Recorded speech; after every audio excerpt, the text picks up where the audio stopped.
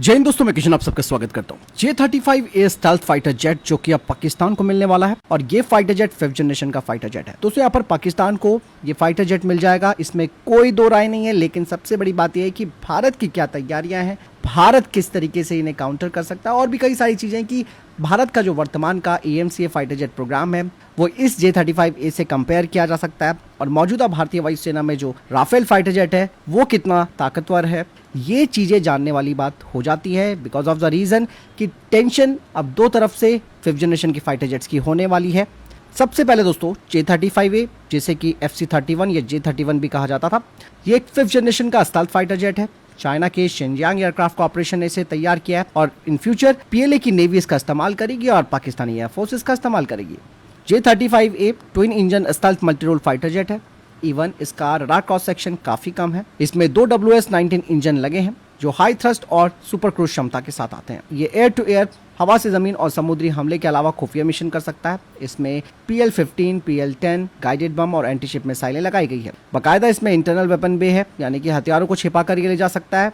और even situational awareness के लिए इसमें I saw radar, helmet mounted display, EVM/ECM system और डेटा लिंक भी है। इसका जो आईसा रडार है वो काफी तेज और दूर तक ट्रैकिंग कर सकता है और इसका 1200 से 1500 किलोमीटर का कॉम्बैक्ट रेडियस है, वो भी फुल हथियार और फ्यूल के साथ। और ये अपने साथ 8000 किलोग्राम के हथियार ले जा सकता है। जैसे कि मैंने कहा कि J-35A का कैरियर कैपेबल वर्जन भी है जिसे कि स्पेशली चाइना के एयरक्राफ्ट कैरियर टाइप 003 फ्यूजियान से उड़ान भरने के लिए बनाया गया है। और पाकिस्तान को अगर ये फाइटर जेट मिल जाएगा तो भारत के लिए एक नई टेंशन यहाँ पर सामने आ जाएगी। यहाँ पर दोस्तों अगर आप इस फाइटर जेट को गौर से देखते हैं तो ये F-35 की कॉपी लगता है, लेकिन यहाँ पर कई एक्सपर्ट्स ने कहा भी है कि इसे स्पेशली अमेरिका के F-35 को टक्कर देने के लिए तैयार किया गया है। भारत के लिए क्यों एक सबसे बड़ा खतरा है? सबसे बड़ी बात है कि यह स्टेल्थ फाइटर जेट है, यानी कि बिन बताए ये भारतीय एयर स्पेस में घुस सकता है। लंबी दूरी की मिसाइलें ये अपने साथ कैरी कर सकता है।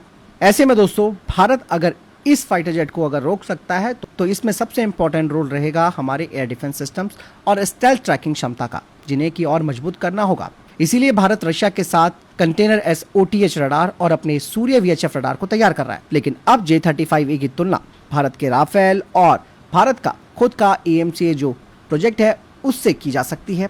जैसे कि J-35A versus Rafale versus AMCA। Features की बात की जाए तो J-35A 5th जनरेशन का फाइटर जेट है, राफेल 4.5 और AMCA 5th जनरेशन का, हालांकि इसे 5.5 जनरेशन का भी फाइटर जेट कहा जाता है। स्टेल्थ क्षमता की बात की जाए तो J-35A का हाई स्टेल्थ है, जबकि राफेल का एक सीमित स्टेल्थ है, यानी कि कम RCS है। AMCA का फुल स्टेल्थ डिजाइन है।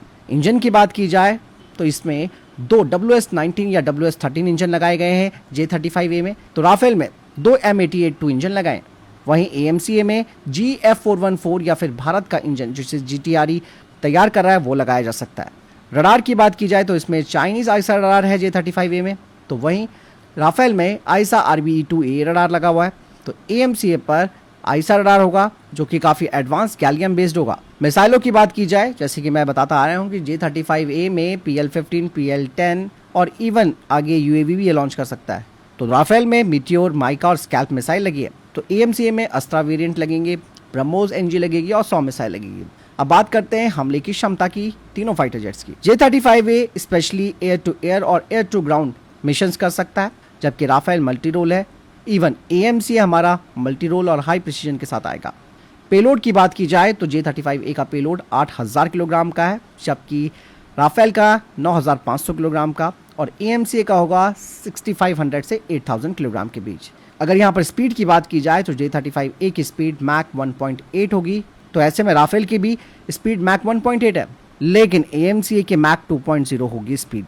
कॉम्बैक्ट रेडियस की बात की जाए, जैसे मैंने बताया भी कि J-35A का 1200 से 1500 किलोमीटर के बीच कॉम्बैक्ट रेडियस होगा, तो राफेल का कॉम्बैक्ट रेडियस 1800 किलोमीटर का है, तो AMCA का 1500 से 1800 किलोमीटर के बीच होगा कॉम्बैक्ट रेडियस। सेंसर्स और सिस्टम्स की बात की जाए तो J-35A में सीमित नेटवर्किंग और HMD है, जबकि राफेल में HMD, स्पेक्ट्रा, ECM और टारगेटिंग पॉड लगे हैं।